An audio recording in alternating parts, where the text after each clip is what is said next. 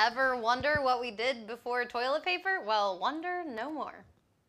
Toilet paper is something that can easily be taken for granted. It's inexpensive, produced in bulk, and is so common that most people don't even think about where it comes from. The COVID-19 pandemic has thrust trusty TP into the spotlight as people flock to grocery stores to buy it in bulk. This is not necessary, as the supply of toilet paper is steady and secure. But it does bring up the question, what did people do before toilet paper?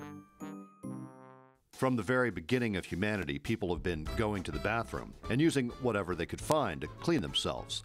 For most, sticks, wood shavings, grasses, seashells, animal pelts, and water, or any combination of the above, were the order of the day.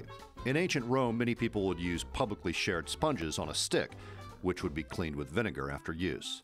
The wealthiest members of society around the world would use cloth, hemp, or lace to clean themselves.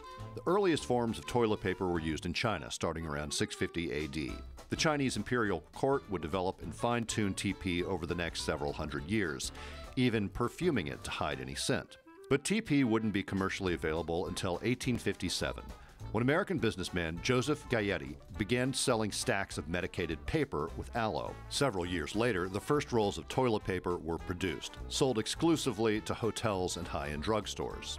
You don't have to look far back in American history to find relatives that probably grew up without TP. In the 1920s and 30s, it was still being sold as a medicinal item, far too expensive for the average person to use consistently. Many Americans still use newspapers and magazines. This Sears catalog had a hole in the top that could be used to hang it from a nail in the family outhouse. It was during the Depression that the HOBERG Paper Company would launch an economical 4-pack of soft toilet paper. One employee commented that their product was charming. Liking that wording, the company soon changed its name to Charmin, and thus the dawn of modern-day, inexpensive, and readily available toilet paper began.